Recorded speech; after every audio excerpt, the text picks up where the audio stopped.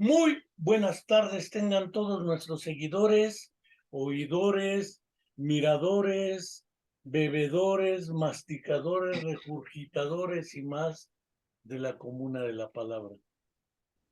Esta ocasión, dando continuidad a una charla, conversatorio que tuvimos el profesor Manuel Aguilar García y su servidor a través de la comuna de la palabra, para hablar un poco de lo que es la escuela rural mexicana, que es algo distinto al origen, desarrollo y condiciones que hicieron posible el surgimiento de las escuelas normales rurales, que no es lo mismo aunque parezca igual. Por ende, el día de hoy hablaremos sobre los orígenes, el desarrollo y las condiciones que hicieron posible el surgimiento y desarrollo de las escuelas normales rurales en México. Porque sin esta historia, desde luego será también incomprensible el suceso de la desaparición forzada de los 43 jóvenes de la Escuela Normal Rural de Raúl Isidro Burgos de Ayotzinapa, en Tixla de Guerrero Guerrero. Y parece ser que nos la dibujan como un problema de colusión, que sí la hubo, entre el Ejército Federal Mexicano, estructuras de gobierno de México de ese entonces, cuando gobernaba aún Enrique Peña Nieto y el PRI, y policías municipales y una serie de fuerzas. Esta ocasión tendremos la charla sobre este asunto y el profesor Manuel Aguilar, que es sabio, no solo. El término sabio yo recuerdo que se utilizaba hace tiempo y Manuel lo debe recordar, cuando decían el sabio académico Iván Petrovich Pavlov, y no decían el doctor. Eso de los grados es una novedad, no tan novedosa, pero sí eran los grandes sabios, el sabio Pavlov, el sabio Darwin, el sabio hasta Máximo Gorki, si se quiere, y el sabio don Manuel Francisco Aguilar García. Merci, merci. Entonces, para dar comienzo sin mayor preámbulo, ¿cómo nos puede plantear una primera aproximación? Porque habiendo comentado un poco antes de esta charla con Enrique Torres Agatón sobre el muralismo en México, que también es parte del contexto de la época, Diego Rivera, David Alfaro Siqueiros, posteriormente O'Gorman, Rufino Tamayo, la influencia de José Guadalupe Posada y otros, el surgimiento del Partido Comunista en el prácticamente 1913, hay un trabajo de Carlos Illades, La nueva historia del comunismo en México, desde la llegada del indio o hindú Abendranay Roy, Tagore, hoy no, ¿no? Abendranath Roy, un comunista, que vino también, y un griego, Plotino Rudakanati, a fundar esta, y fue una influencia, y después los famosos 7 sabios, entre los cuales impulsaron José Vasconcelos, la Secretaría de Educación Pública, el muralismo, las brigadas culturales. Yo todavía recuerdo que un rector de la UAGRO Autónoma de Guerrero era Arquímedes Morales Carranza. He encontrado en comunidades de Guerrero Sócrates, Platones, Aristóteles, Parménides, etc. Pareciera ser como una influencia de De los esas brigadas clásicos. culturales. Los clásicos griegos y romanos, porque también había, Sí. desde luego, Octavio, César Octavio. Apuleyos, Octavios, Césares, etcétera. Y él nos va a plantear en ese contexto el surgimiento de las escuelas normales rurales, la formación de los docentes para el medio rural, y ya después abordaremos la educación indígena, porque lo indígena era otra cuestión que en esa época no se veía en el modelo. Adelante, don Manuel, y aquí nos vamos Sí, comentando, y muchas gracias. sí. Hola, Enrique. Muy buenas tardes y buenas tardes a tu audiencia. Sí. Mira, a mí me gustaría iniciar planteando cuándo surgen las escuelas normales en el país. Hace 200 años, quienes enseñaban a leer y a escribir a nuestros mexicanos hace 200 años. Hablamos de 1822.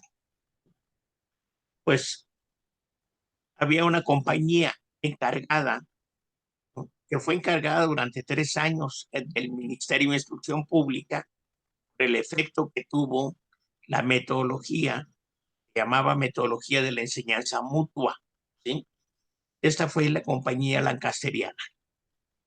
La compañía lancasteriana en 1822 inicia con la primera escuela normal, porque era la encargada, la compañía lancasteriana, de promover el desarrollo de la alfabetización en nuestro país. Más adelante, ya en 1840 y 60 y 80, vamos a tener a pedagogos mexicanos y extranjeros que van a impulsar el planteamiento de la escuela normal.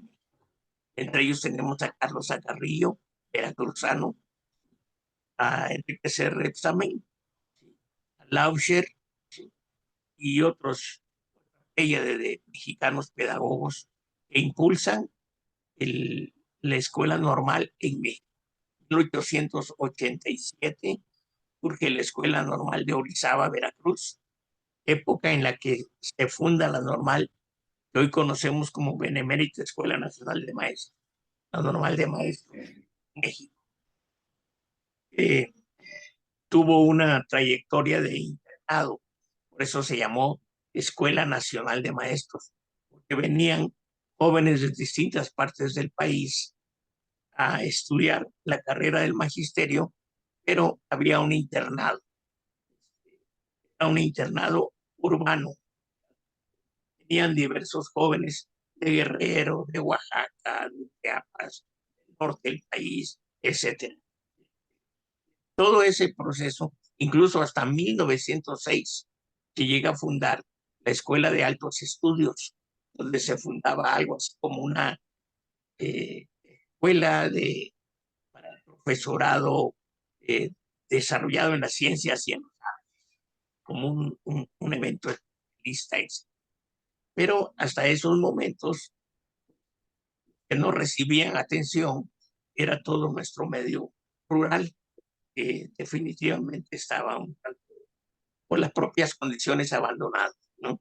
Esta escuela de altos estudios se cierra en el proceso de la Revolución Mexicana y ya entraremos a la etapa de creación de la Secretaría de Educación. No sé si quieras comentar algo. Indudablemente, debido a que mencionaste a Enrique C. Repsamen, la enseñanza prácticamente desde la colonia se centró en dos objetivos fundamentales por los conquistadores. Una vez lograda la conquista militar o la fase militar de la Nueva España, tenían dos problemas: la cristianización y la castellanización. Castellanización que nunca dejó de ser el sueño acariciado tanto de, por ejemplo, Benito Juárez, como del propio Vasconcelos hasta el 21, que proponían la unidad nacional en torno a una lengua, el castellano o el español, dicho de otra manera. Esta idea de castellanizar y cristianizar era la base de una educación colonial, aparte de artes, oficios y otras cuestiones por la explotación y el saqueo minero. La industria minera se va y lo que es café, caña, tabaco, etcétera, empiezan a desarrollarse ese tipo de cultivos, aparte de la ganadería. Sin embargo, esa idea de la educación la planteas prácticamente en 1822, con precisión, después hasta 1870 y algo, pasando por dos ejes. El primer eje, que es el de la Constitución de Apatzingán, que ya aparece en la cuestión de la educación, que en realidad era alfabetización y castellanización todavía. La Constitución del 57, que ya introduce el tercero constitucional, pero lo deja también como castellanización y cristianización, perdón, castellanización y lo que era alfabetización, que no se logra, y después hasta 1917, con el constituyente de Querétaro, que se mantiene el tercero en castellanización, alfabetización o educación básica. Y quizá hasta Vasconcelos y el famoso debate entre Caso y Lombardo, que se plantea si la educación socialista, y curiosamente Caso, que era antisocialista, es el que propone la autonomía, y también la libertad de cátedra. Porque si no se va a dar educación socialista, que los maestros den lo que quieran. Hay libertad de cátedra. Claro. Esas ideas originalmente están lejos de donde estamos hoy. Para no pecar de presentismo y juzgar con versiones contemporáneas esos hechos pasados, esos eran los sucesos que marcaban la visión de la educación. Sin embargo, la formación de maestros era casi, como alguna vez señalaste, despreciada históricamente. A cualquiera que supiera leer y escribir lo ponían a enseñar a leer y escribir. Originalmente eran los curas o sacerdotes. ¿Sí? Pero no ocurre lo mismo con la formación del médico. Recuerdo muy bien ese ejemplo que ponía. Ser médico, yo escuché a maestros que decían, quiero que mi hija sea doctora, ¿y por qué no maestra? Les decía, dice, pues quiero que sea más que yo. Es decir, ser médico es ser más que ser maestro, o ser abogado o licenciado, que eran las diferencias entre el médico, abogado y maestro, aunque el maestro era el que estaba inserto en la escuela pública, cuando aparece después del cuarismo. Yo cierro mi boca y creo que por ahí puede ir, porque la necesidad de la formación de maestros, ¿cuándo aparece? Porque una cosa era la enseñanza práctica, mencionabas a Rebsamen, se mencionaba otros teóricos sobre cómo enseñar a leer y a escribir. Silabarios de San Miguel, silabarios y silabarios con los cuales se enseñaban los curas. Pero en el fondo, la necesidad de la formación de docentes y posterior de docentes rurales a través de las escuelas rurales es una conquista muy tardía, según mi opinión. Sí, bueno, has hecho un panegírico interesante desde la conquista hasta nuestros días.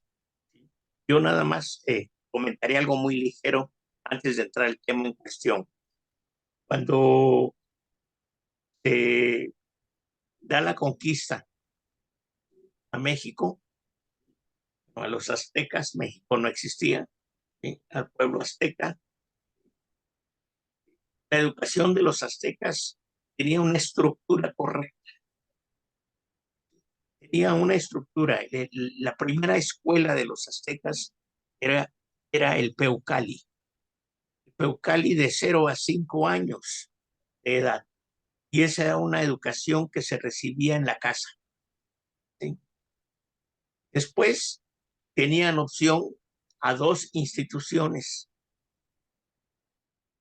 el Tempochcali inferior y el Tempochcali superior, y el Calmeca. Estaba diferenciada por los intereses no solo cognitivos, sino los intereses del estatus de clase que existía también entre los aztecas, ¿verdad?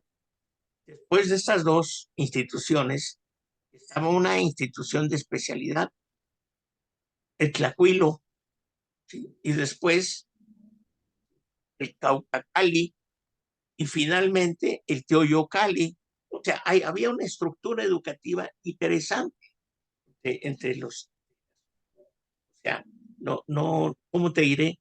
Sí sabían hacia dónde eh, darle sentido y significado a la formación, ¿sí?, de su ciudadanía desde niños.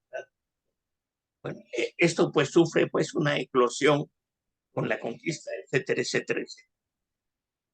Y bueno, podríamos hablar mucho, pero no vamos a detenernos en eso, ¿no? Hay un libro muy interesante de Paula Alegría que llama La educación antes y después de la conquista, ¿no? Es un texto muy, muy interesante. Bueno, llegamos a la década de los 20, al periodo postrevolucionario. 1921 se funda la Secretaría de Educación Pública. Por primera vez ya recibe el nombre de Secretaría de Educación Pública. Antes eran ministerios de instrucción pública y hoy es Secretaría de Educación Pública. Y en 1922, siendo gobernador de Michoacán, Francisco J. Mújica, que hemos hablado en alguna ocasión tú y yo, ¿sí? Eh, establece los acuerdos necesarios con Vasconcelos para que se funde la primera normal con el nombre rural, ¿sí? De Acámbaro, Michoacán. Va a fundar como fecha histórica, como dato histórico, la primera normal rural. Hemos dicho ya que la segunda se funda en Molango, Hidalgo, y la tercera en San Antonio de la Cal, Oaxaca. 21, 22, 23, 25 fundan. Y es el desarrollo de las escuelas normales rurales. Sin embargo, la preocupación y el debate de la política educativa entre los pensadores del momento. ¿Quiénes eran los pensadores del momento? Bueno, estaba Rafael Ramírez, estaba Moisés Sáenz, estaba Narciso Basol, ¿sí? Y los que impulsaban esto más abajo, pero eran impulsores, el maestro Raúl Isidro Burgos, el maestro José Santos Valdés, eran son generadores también de la escuela rural en México, y muchos otros maestros que iniciaron. En Chiapas, por ejemplo, se inicia en 1931, 10 años después, lo que se llamó la normal de Cerro Hueco, que hoy es la normal rural Macuta, podemos decir, es desenlace más adelante, ¿verdad? Y esta fue su primer director en 1931, fue el maestro Mario Aguilera Dorantes, que después llegó a ser oficial mayor de la Secretaría de Educación Pública. Entonces, en 1921 surgen las normales rurales, pero habían otros espacios de la política gubernamental que estaban preocupadas también por el ámbito del campesinado y que consideraban que tendrían que formar ellos gente que ayudara a los campesinos al desarrollo agropecuario. Entonces surgen las escuelas agrícolas. Las escuelas agrícolas van a dar la carrera técnica y para apoyar la formación del profesorado rural, ¿sí? Porque el profesorado rural se iba con, tú sabes, supiera leer y escribir, ya podría ingresar a las filas del proceso de alfabetización en nuestro país, ¿no? Entonces había que estarlo actualizando permanentemente en las misiones culturales. Esto Enrique Corona y el debate entre los que van a apoyar a Vasconcelos en este gran proyecto. Entonces, son varias figuras las que tienen que ver con el nacimiento y desarrollo de las normales rurales. Más adelante van a aglutinar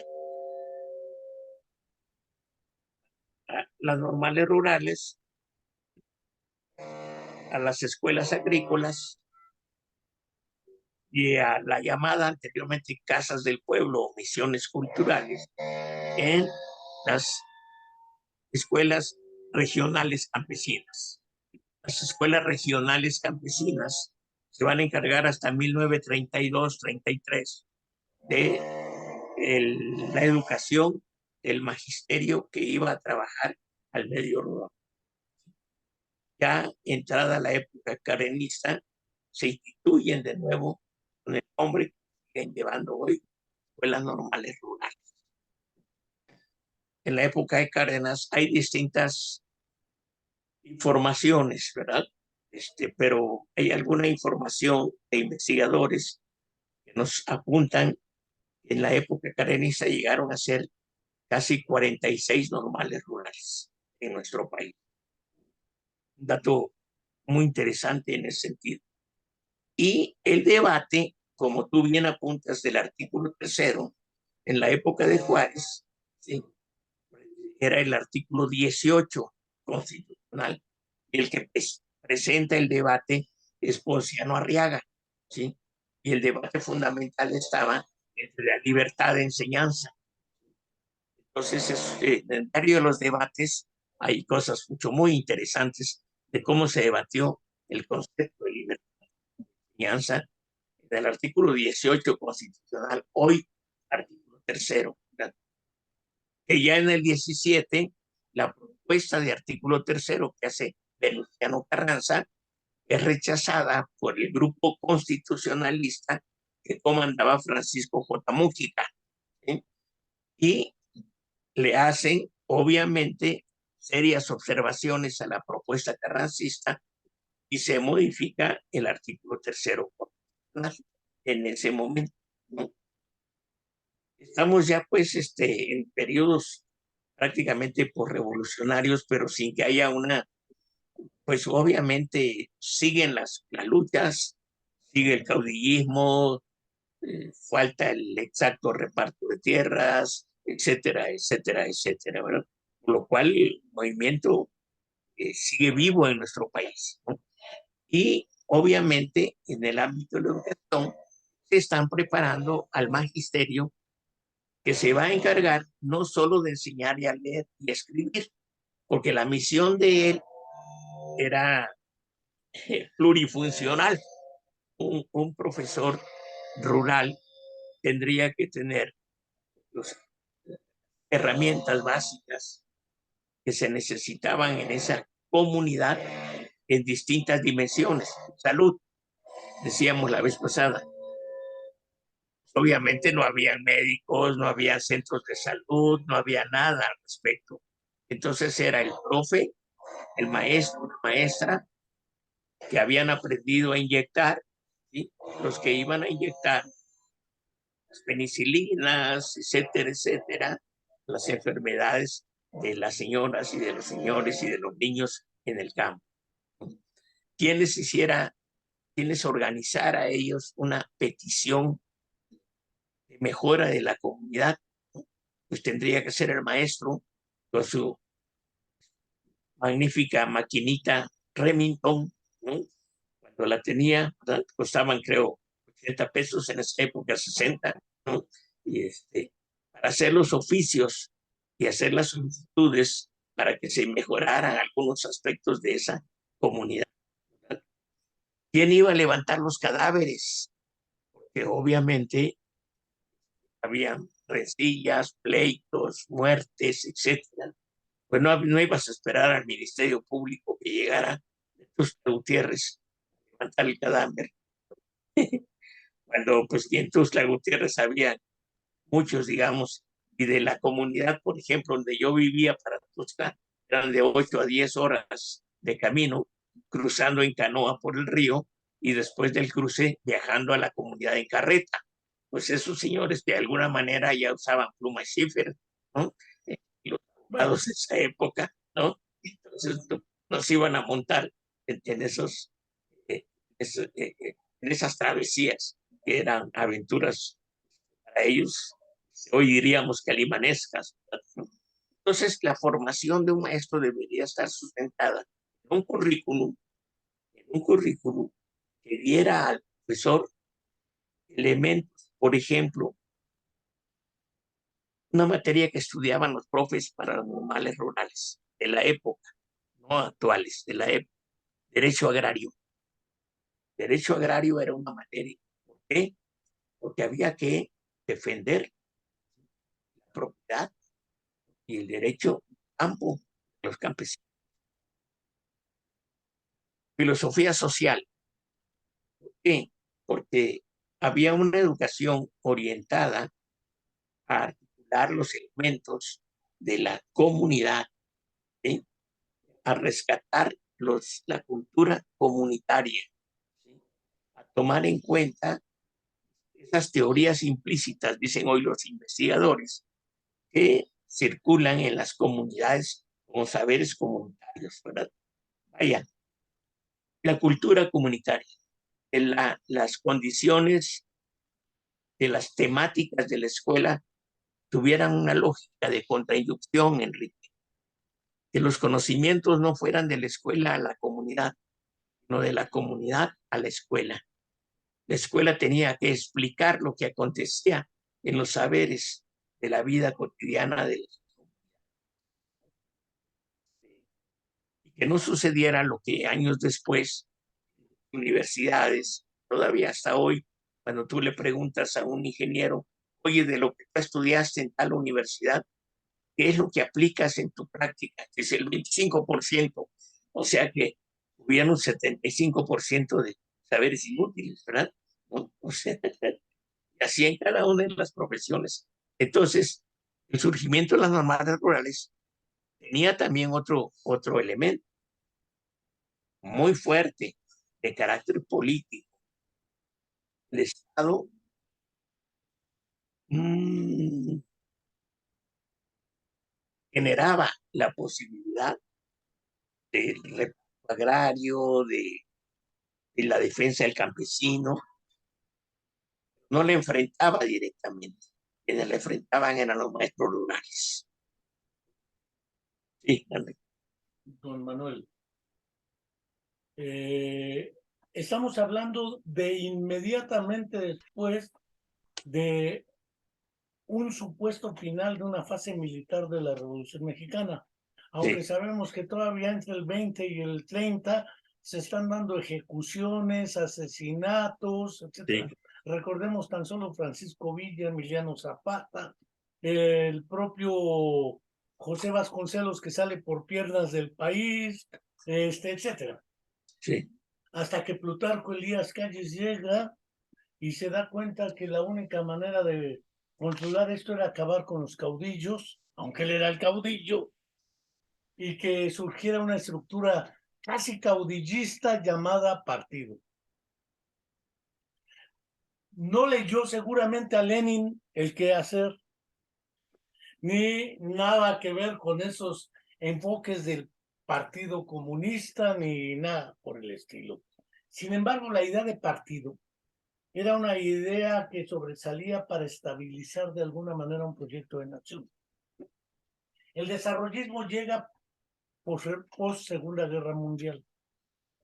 Antes la visión entre Plutarco y prácticamente Manuel Ávila Camacho está la idea del desarrollo autogestivo, sin pretensiones políticas populares, no voy a decir populistas, de que la escuela esté vinculada a las necesidades del pueblo o la comunidad y sea una caja de resonancia de sus intereses y luchas.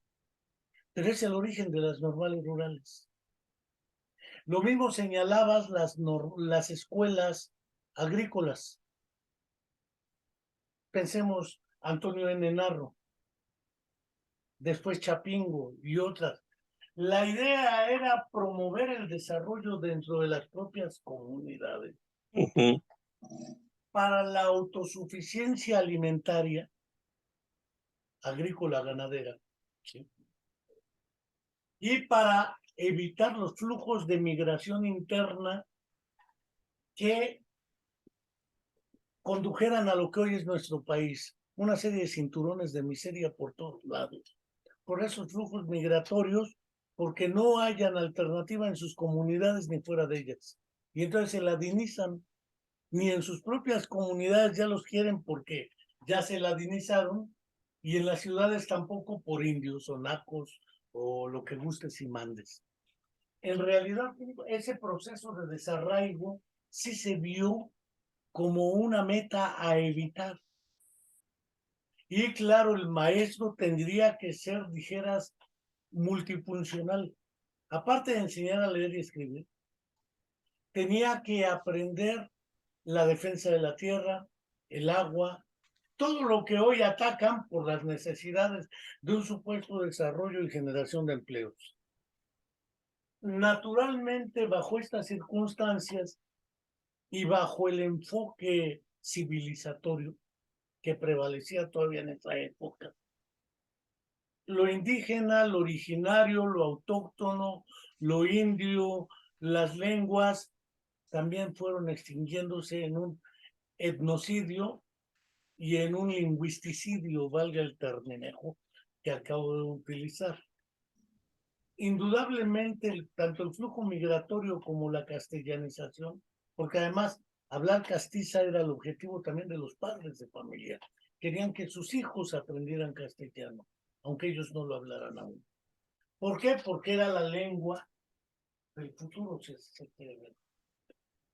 Pero ese vínculo con las necesidades de las comunidades, los pueblos, la tierra, usos y costumbres, tradiciones, etcétera, marca que era maestro de música, maestro de arte, maestro de producción agrícola, ganadera, veterinaria o zootecnia, producción de miel, donde hubiera, qué sé yo, esa multifuncionalidad de la cual hablas, que además estaba contemplada en los primeros planes y programas de estudio, o currículums ahora, con el término curriculero de moda.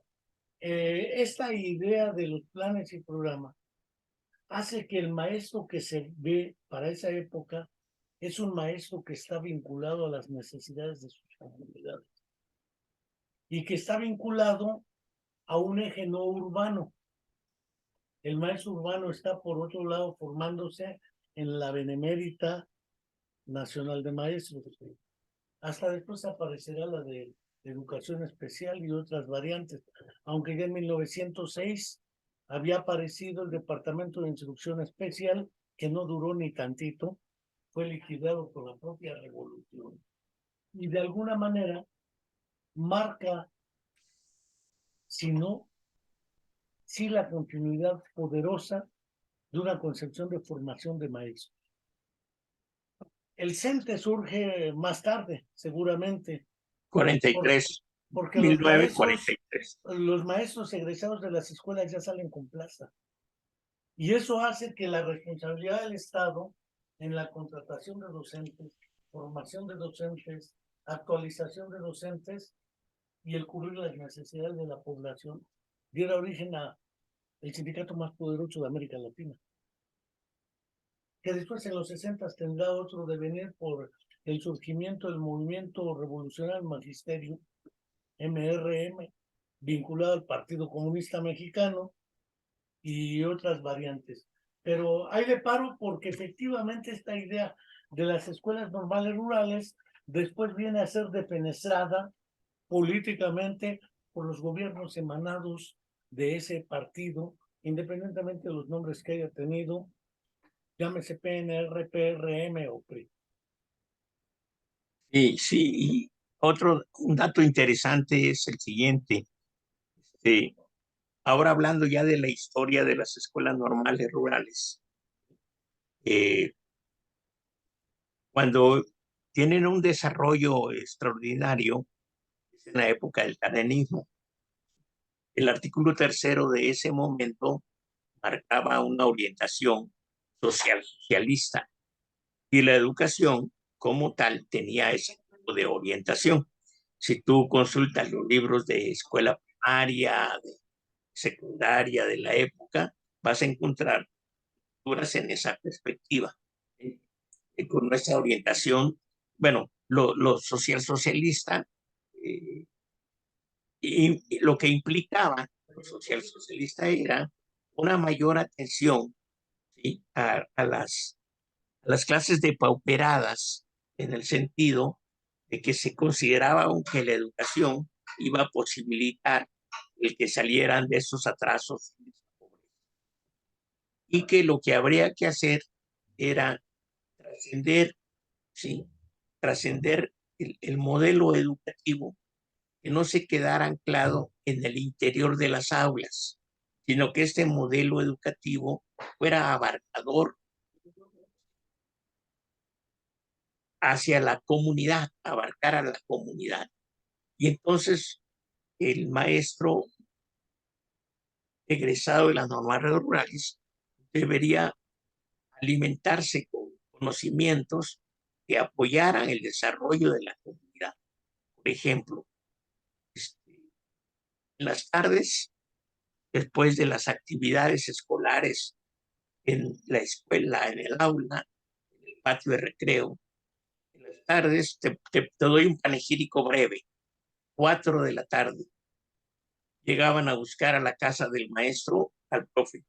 Profe, no nos va usted a referiar. Eso quería decir que les fuera a servir como referee del partido de básquetbol de la gente de la comunidad que había regresado ya del campo y que iba un poco a jugar cancha de básquet. Y la maestra, en una de las aulas de la escuela, daba clases de economía doméstica. Se les enseñaba a las madres de familia diversos tipos de guisos, cómo hacer sus guisos para que variaran de tal manera que fueran aprendiendo, ¿sí? Que no había una sola forma de guisar los huevos, los pollos, etcétera, etcétera, etcétera. Y por otro lado, también se daban procesos de alfabetización, porque generalmente las señoras eran analfabetas, ¿no? El profe, una vez que terminaba de referiar, según la comunidad, las comunidades de la costa, no era el básquetbol, serán paillita de béisbol, porque ahí se desarrolla más el béisbol que el básquetbol, aunque también, ¿verdad? El fútbol tenía muy poca presencia en aquella época, el soccer muy poca presencia, ¿no? Pero bueno, obviamente que existía, ¿no? Pero su influencia comunitaria era fundamentalmente el básquetbol. Y después, ya terminaba el básquetbol a las 6 de la tarde, como no había energía eléctrica en esas comunidades, pues ya empezaba a oscurecer, ¿sí? Y ya no era proclive seguir jugando.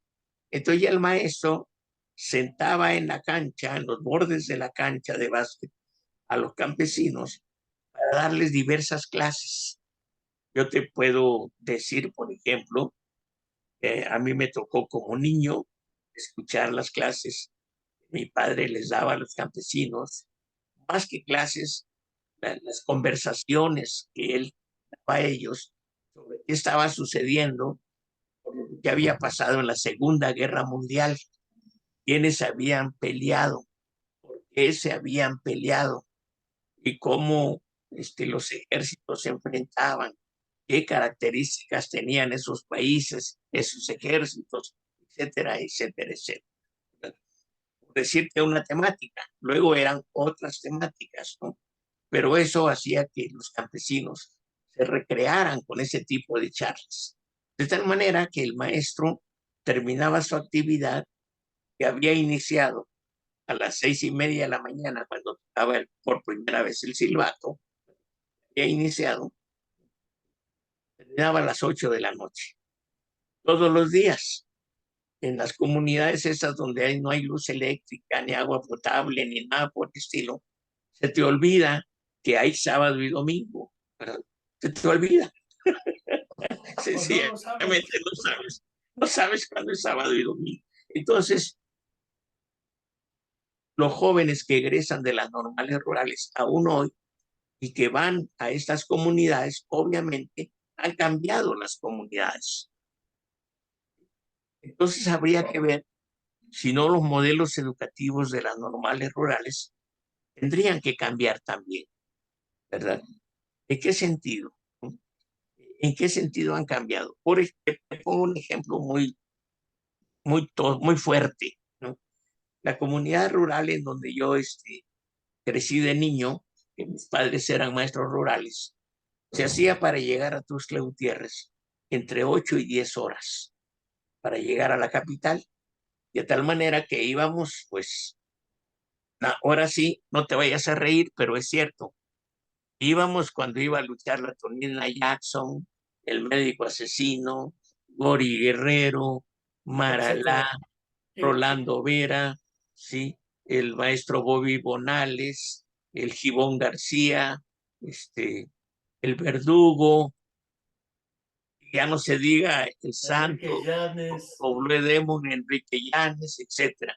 Había un ingeniero que vivía como 4 horas, que tenía un picot en los años 50 y que invitaba a mi papá para que fueran a la lucha que iba a haber en Tuxtla, pues ahí nos colábamos, Gilberto y yo, y nos íbamos con mi padre a la lucha. No nos importaba que fueran 8 horas, no, nos íbamos para poder ver de cerca a estos magníficos luchadores, ¿no? Black Shadow.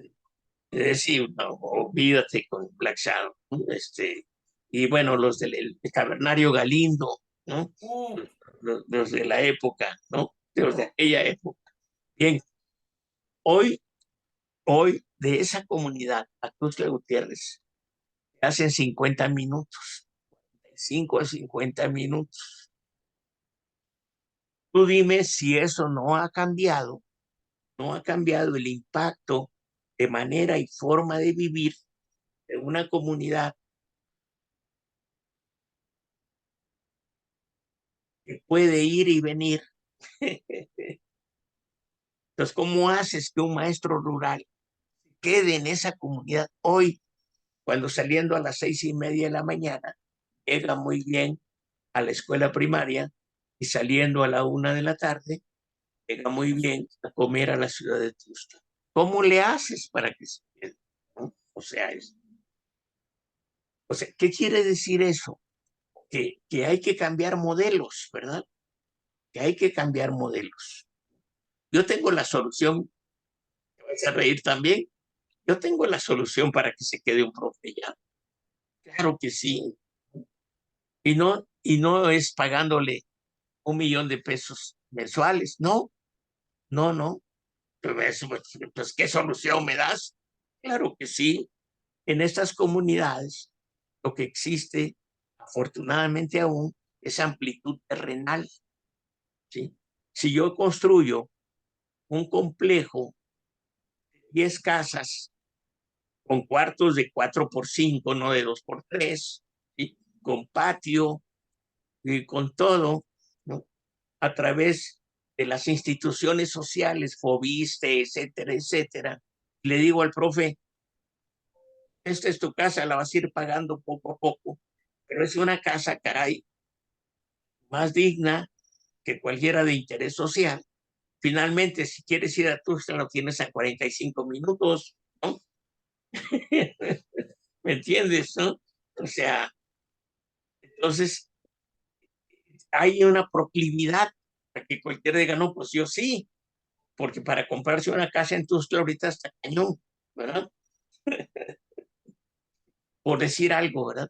El desarrollo ya de clínicas rurales, el desarrollo de otros aspectos. Todos los modelos tendrían que, los modelos, todos, Enrique, el modelo educativo. ¿Qué siembran hoy? ¿Cómo lo siembran hoy? ¿Cuánto siembran hoy? a ver, eh, una pregunta que sería obvia.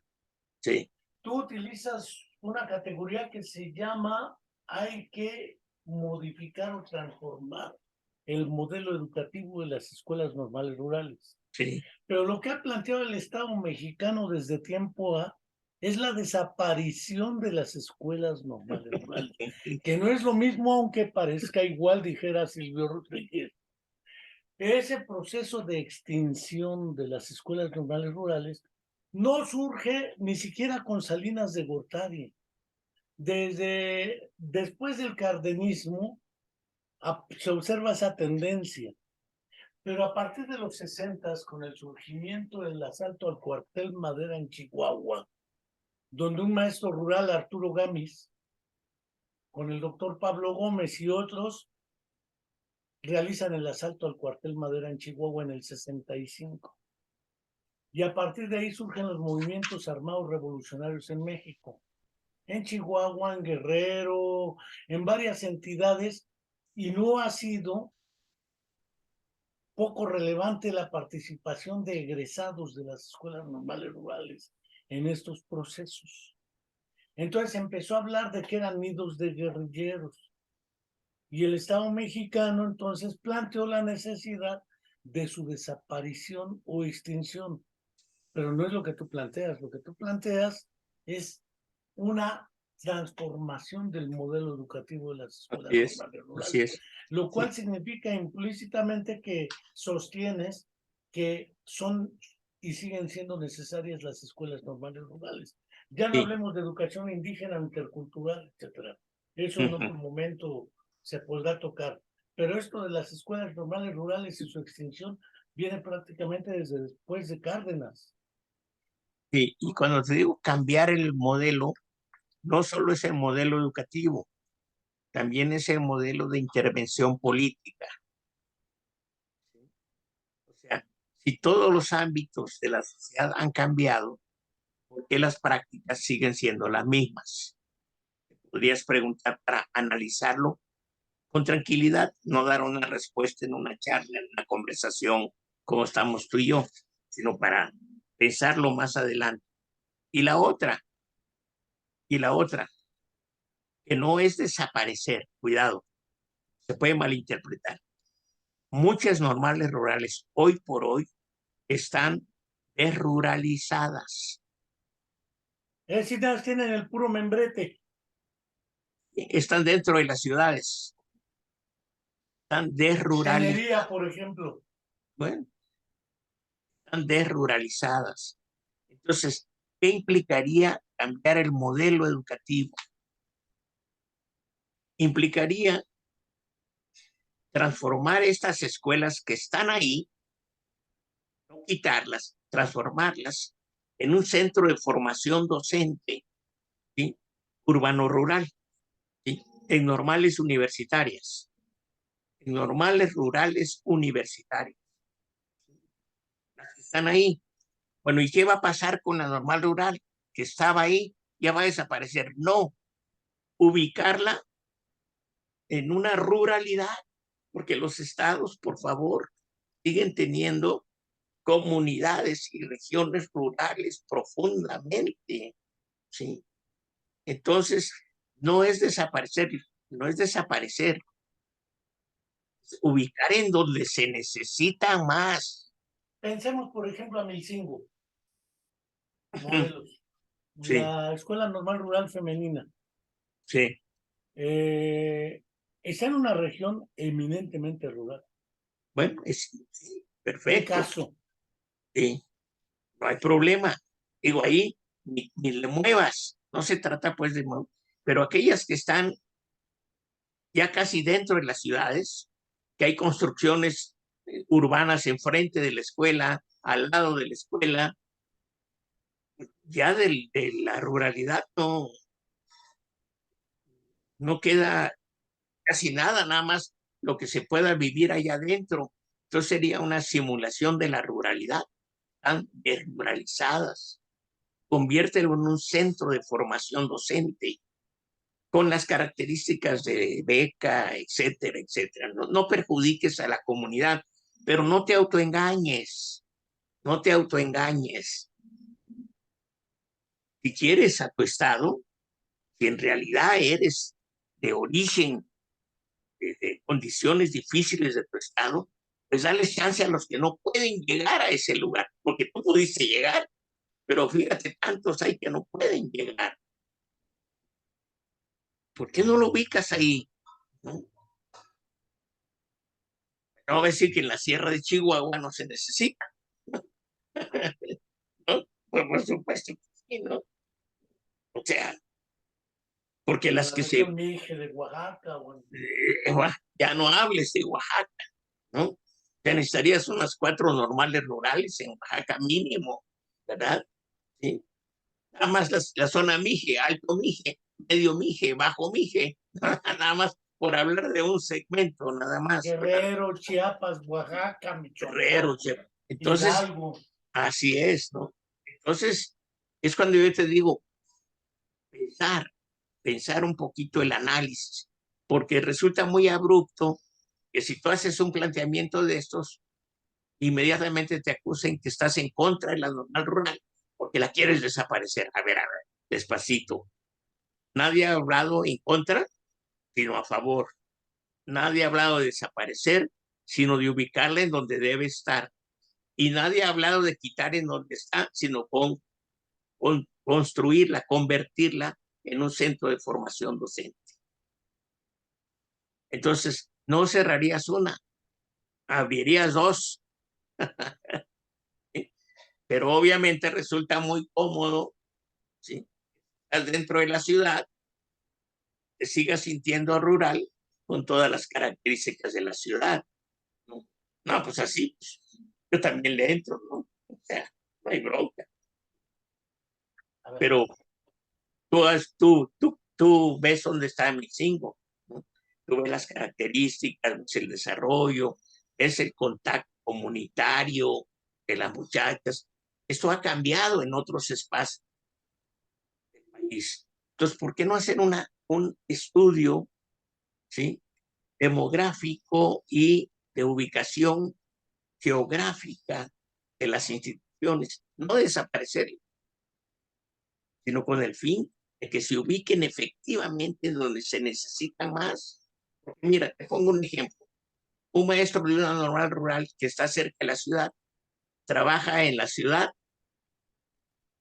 trabaja en las privadas de la ciudad, en las normales privadas, y trabaja en la normal rural, ¿no? Entonces, su entrega total al normal rural, pues obviamente deja de existir, porque las propias condiciones son proclives. Ya no vive ahí.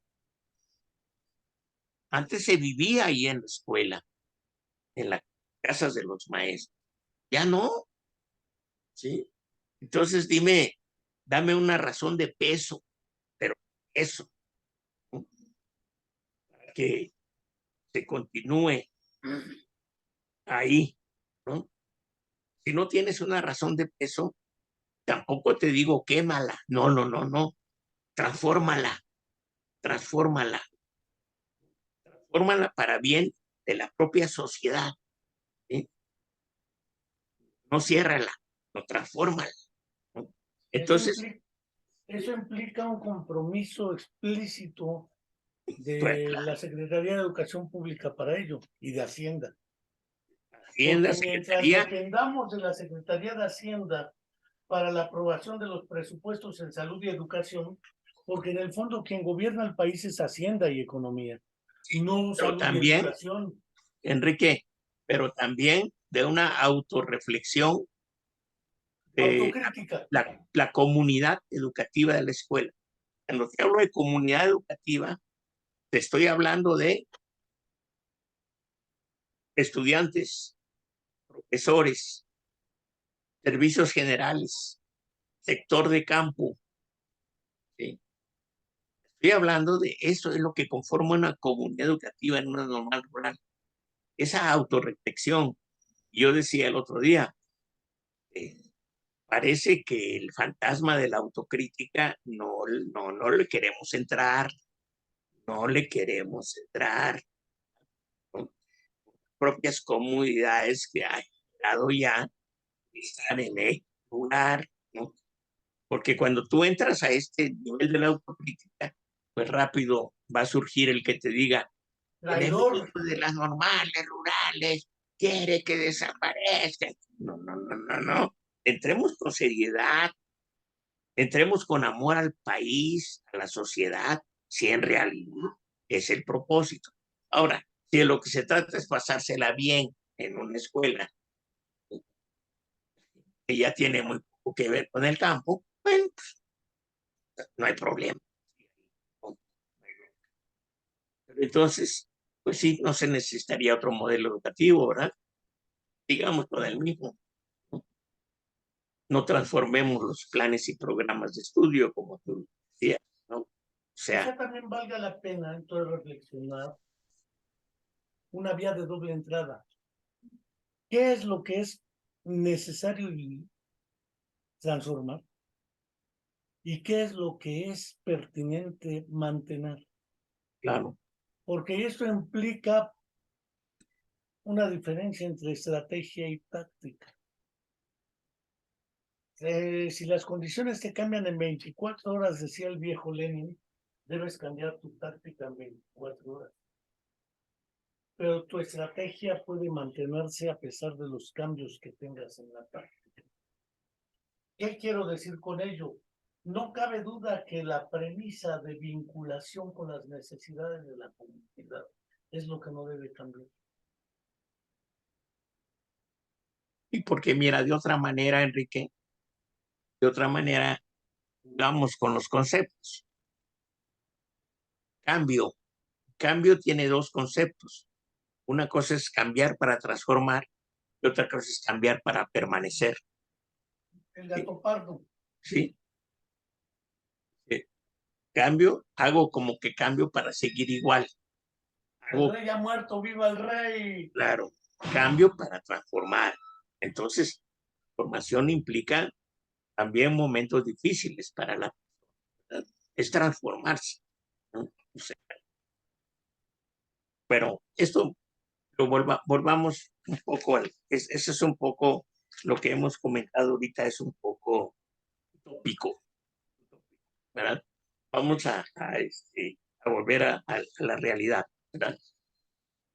En la década de los 40, el primer golpe que se asiesta, que se da a las normales rurales en 1942 y que empieza su efecto en el 45, cuando se unifican los planes de estudio de las normales rurales con las normales urbanas.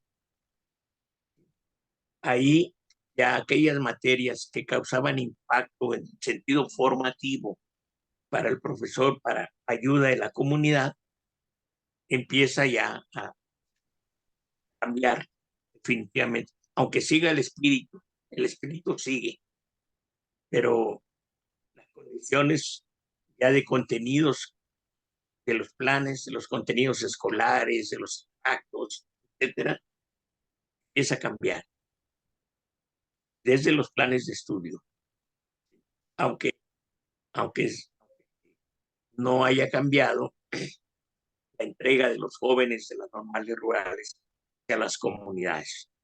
Porque es claro que donde a las comunidades que han ido ellos como egresados han hecho papeles extraordinarios. Habrán algunos que no, ¿verdad? También no podemos generalizar, ¿no? También tenemos que decir, cuando te digo hay que ser autocrítico, de no esconder las cosas. Así como hemos tenido guerrilleros egresados de las rurales, también hemos tenido Lo cual no es gobernadores, negativo, además. diputados, senadores, etcétera, ¿no? O sea, De todo hay en la viña del Señor. sí. Entonces, no todo es así como que solo una sola línea, no. Hay de todo, ¿verdad? Y en ese sentido, tampoco la escuela tiene la culpa, ¿no? Que el Messi no tiene la culpa que Sánchez Villa haya estudiado en Messi, ¿verdad? Pues no, Raya, el no, diputado sí, Raya. no, tenería o sea, ¿no? No. Ayotzinapa no tiene la culpa de lo que pasó en Guerrero.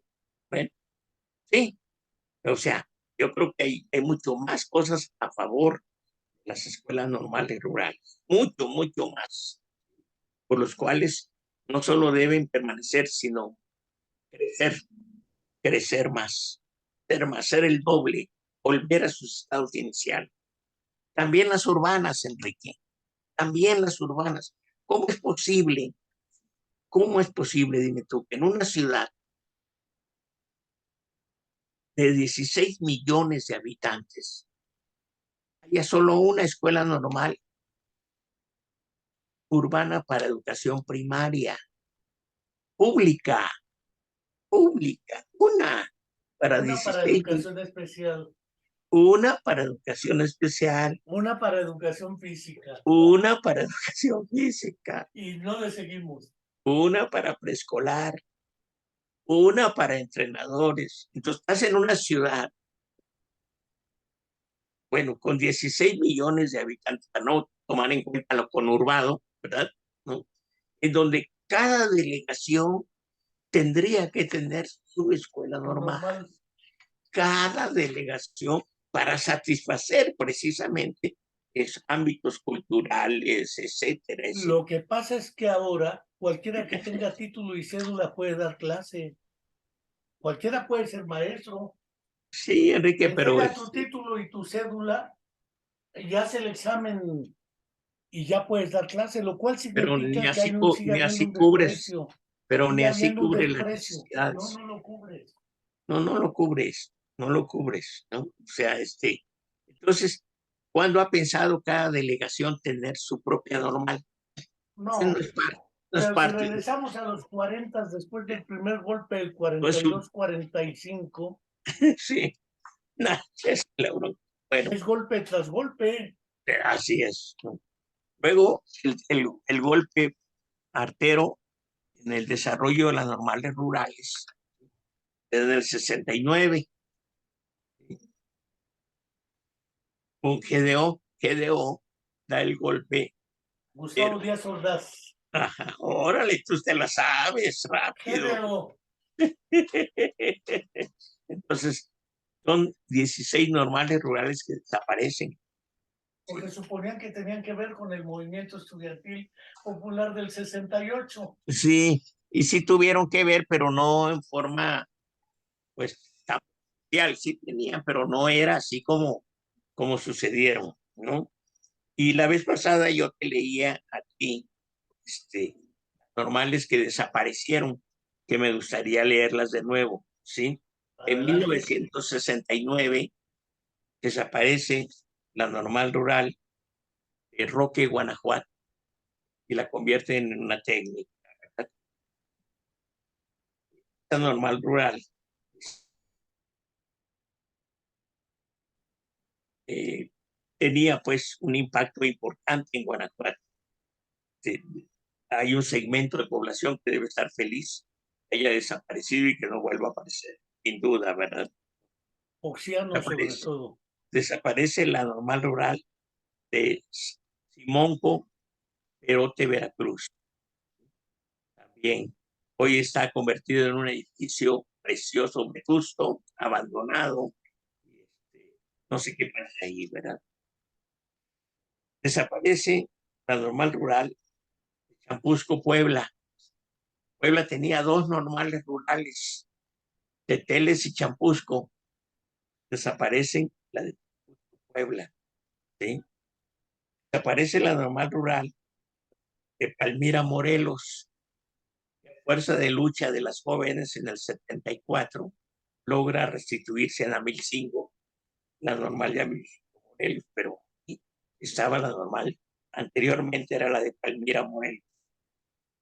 Es la normal que llevaba el nombre del maestro Rafael Pérez Castañeda en Santa Coahuila, también desaparece. Desaparece la normal Moisés Sáenz de Reyes Mantecón, Oaxaca.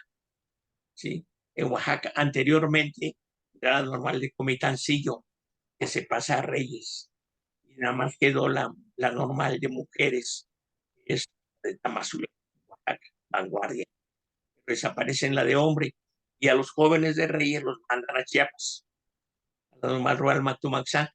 Y allá es mi primer encuentro con ellos, con las dos posicionamientos. Y bueno, interesante lo que pasa. Desaparece la normal Miguel Ángel de Quevedo de la Huerta, Michoacán. En Michoacán habían dos normales. Aquello que primero fue Tacámbara, Tacambo, y que después se ubicó en Tiripetío y la Huerta, Michoacán. Parece la Huerta, Michoacán. ¿Sí? Parece la normal Mariano Escobedo en Galeana, Nuevo León. También quedó sin normal rural, Nuevo León. Desaparece la normal, la tercera normal, dos normales, iban a ser, habían tres, ¿sí? De Basilio Vadillo en Zaragoza, Puebla. ¿Sí? Fíjate, Zaragoza estaba Teteles, que es la única que quedó. ¿Sí? Este, La otra que desaparecieron de Puebla, que te decíamos hace un momento, la de Champusco, ¿no? Y esa otra, Zaragoza, Puebla. Desaparece la normal de Xocoyucan, Tlaxcala. Ahí habían dos normales en Tlaxcala, Coyucan y el normal de Panotla. La única que queda hoy es la de Panotla, que es de Jerez, ¿sí? Panotla, Tlaxcala. Desaparece la normal Lauro Aguirre de Tamatán, Tamaulipas. Desaparece la normal Abraham González de Salaices, Chihuahua. Y nada más queda la de Saucillo. Habían dos, Saucillo y Salaices. Es la de hombres, la de Salaices, Chihuahua. ¿Sí? Desaparece la normal de Tecash, Yucatán. ¿Sí? También. Entonces, todas estas normales son las que desaparecen del territorio nacional. ¿Sí? Y por sus luchas, sus reivindicaciones, surge la de San José, en Tamaulipas, ¿no? Y surge una normal, entre normal, rural, experimental y todo, la del Cedral en San Luis Potosí, la del desierto, Cedral en San Luis Potosí. Pues diríamos, en la vida de las instituciones, estas instituciones desaparecieron del mapa. Y que tú digas, se sustituyeron por normales urbanas o algo, no, no, no, no. Hubo una época, además, en donde crece más el empuje hacia la privatización educativa. Nada más en Chiapas habían 26 normales particulares. No, Fíjate, y ni te digo en Guerrero. Guerrero es su cuna de normales públicas y privadas. Más de 30. ¿sí? ¿No? Entonces, eh, en ese sentido, sí hace falta convocar al profesorado de las normales rurales, generar mesas de análisis político, pedagógico, cultural, etcétera, con el alumnado, con la comunidad educativa de las normales rurales, ¿sí? Tomarlos en cuenta. Que los jóvenes tienen mucho que decirnos, ¿sí? Y también desenmascarar aquellas prácticas que no sean correctas, eh, que da miedo desenmascararlas.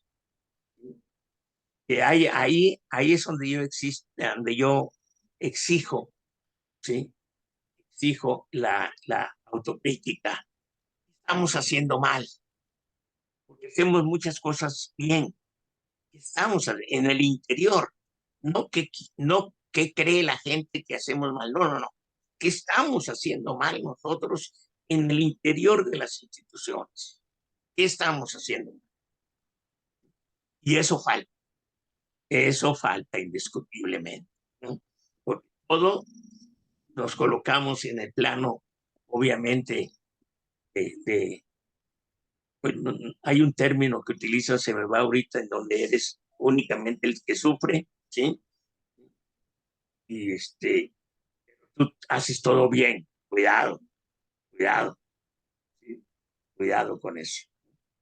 Y si le entran a la autocrítica, qué bueno, van a sacar cosas muy, muy lindas. Son dolorosas, pero no hay aprendizaje sin dolor. No hay aprendizaje. Van a aprender muchas cosas, ¿sí? Van a aprender muchas cosas, ¿no? Pues don Y Manuel, eso nos hace proclives. El otro momento de transformación de las normales, ¿sí? Estamos hablando de la desaparición, y otro momento de transformación de las normales surge en marzo de 1984, que es cuando las escuelas normales se elevan al rango académico de licenciatura. A partir del 84 ya se exige como requisito académico para estudiar la carrera una licenciatura en primaria, escolar, especial, etcétera, los estudios de bachillerato como antecedente. como todas las otras profesiones, todas las otras licenciaturas. Entonces, a partir de ese momento, ¿sí?, surge esa transformación, por lo menos, transformación en diario oficial, transformación en los planes y programas. Pero resulta que las normales rurales no entran en el 84, sino hasta el 85. Pero en todo un año no hubo una sola capacitación para el profesorado. Iba a arrancar ya con una concepción distinta del sentido y significado de la formación. Sencillamente, Enrique, sencillamente, cosas que no sé si se pasan por alto por ignorancia o porque así conviene.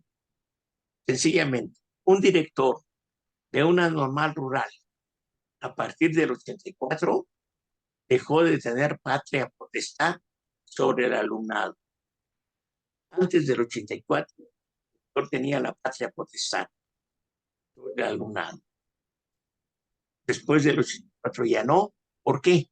Porque ya son mayores de edad. Son mayores de edad. Entonces, aquí viene otro elemento fundamental que también no se ha analizado o se analiza tangencialmente, nada más tangencialmente, ¿no? Imagínate a Enrique Álvarez, un joven de 20 años de edad, estudiando, se llama el joven Enrique Álvarez Alcántara, estudiando en una X normal rural, tiene 20 años de edad, pero pues ya tiene 20 años de edad, es mayor de edad. Enrique se casa, se junta, lo que sea, con una chava en proximidades de la escuela y tiene un bebé, su esposa y él. Él ya es padre de familia, ¿sí? Y es un alumno de internado, cuyas preocupaciones ya no serán exclusivamente la autoformación en el interior. No es que lo otro sea malo, no, pero estamos hablando de ese modelo, pues, de ese modelo.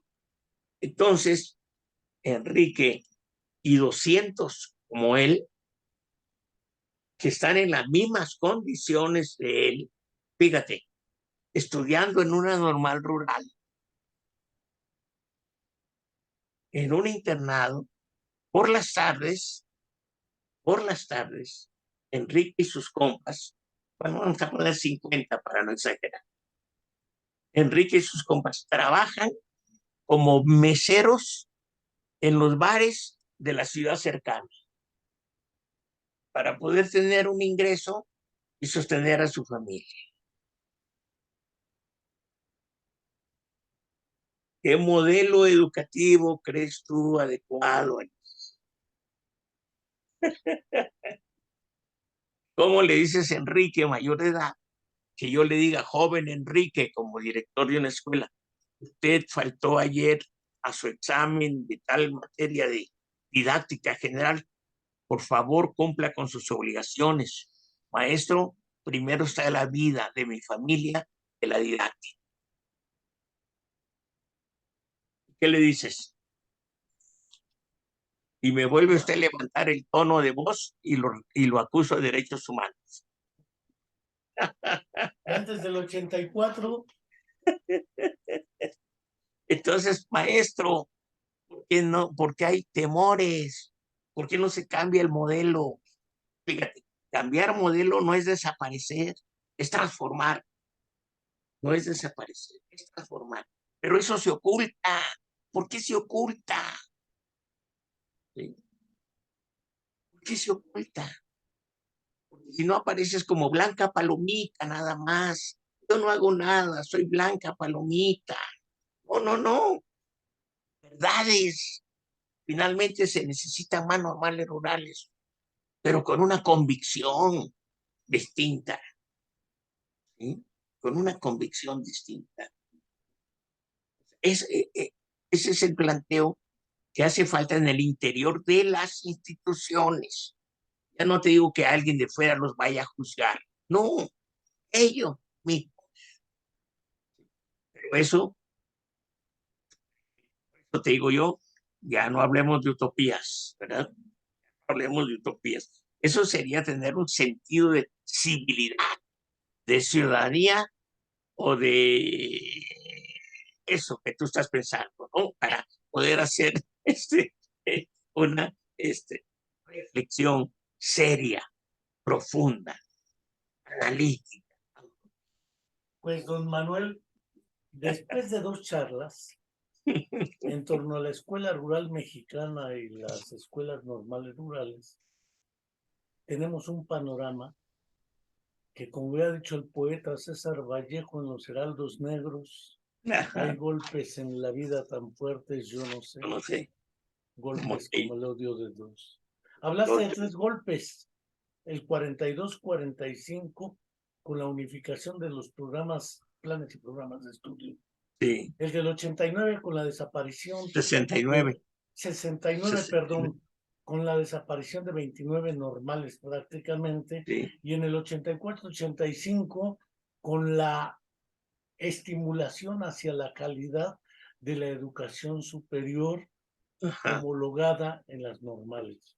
A partir de ahí, la única alternativa que se ve es la autocrítica y la transformación desde dentro de estas. Bueno, y también otra cosa, a partir de ahí también, para no quedar sesgada la charla, no quedo yo sesgado. Constituir una normal, una institución de educación superior, implica que asuma, ¿sí?, las tareas sustantivas de la educación superior. La investigación educativa, obviamente la docencia, la difusión o extensión de la cultura. Pero eso implica que las apoyes económicamente para ese desarrollo, ¿sí? Porque si no, quedan en el papel como normales grandotas, o normales de licenciatura. Como pasó con la UPN. Como normales grandotas. Entonces, necesitamos que cada normal tenga su centro de autodesarrollo. Por ejemplo, el posgrado debe ser un área que no dependa de la licenciatura, de la normal, sino con una relativa autonomía de la propia normal. En el interior de la normal, no hay problema, pero con una relativa autonomía, ¿sí?, para hacerlas crecer, ¿no? La investigación como una práctica. Si no hay una tradición en la investigación, generar la tradición en la investigación. Eso implica recuperar el respeto a la formación de docentes. Claro, darle sentido y significado a la formación del docente. Esto también es parte del debate interno. Es parte del debate interno, ¿no? Porque cuando, y que es parte de la autocrítica, en qué momento de la autocrítica yo como normal rural he encabezado un movimiento en donde exija las tareas sustantivas de la educación superior, el apoyo para el desarrollo de esas tareas sustantivas. O sea, como ves, se complejiza, cada momento se complejiza. Entonces, nosotros queremos una larga y profunda vida, la ruralidad, las escuelas normales rurales, que se dupliquen mínimo en estos momentos porque lo necesita el país, lo necesita el país, con una intencionalidad distinta, con una intención. Hoy la política agraria del país ya no es la del 40, ya no es la del 30-40, ¿sí? Cuando yo te digo que el profesor era una especie de actor social en la comunidad, porque era la agencia de la comunidad, estaba en la figura del profesor, en la escuela como institución social, jugaba un papel importante. Ya en otro momento, en alguna otra charla, podemos platicar cómo se le fue quitando, porque ya no se queda tampoco en las comunidades, cómo se le fue quitando al profesor la presencia que tenía en la comunidad, cómo se le fue quitando el liderazgo que tenía en la comunidad. Ya, eso es motivo de esa charla, maestro. Pues don Manuel, yo no puedo estar más que profundamente agradecido por tu participación en esta ocasión y por la generosidad del tiempo, el esfuerzo y la experiencia de vida. Y pues esperemos tener otra oportunidad. Por lo pronto, darte las gracias y cerrar esta charla para poderla colocar en nuestros canales de YouTube y Spotify como es debido. Gracias, Enrique, y gracias a todos. Gracias y hasta la próxima, don Manuel. Hasta la próxima. Tenemos cosas pendientes. Así es. Gracias.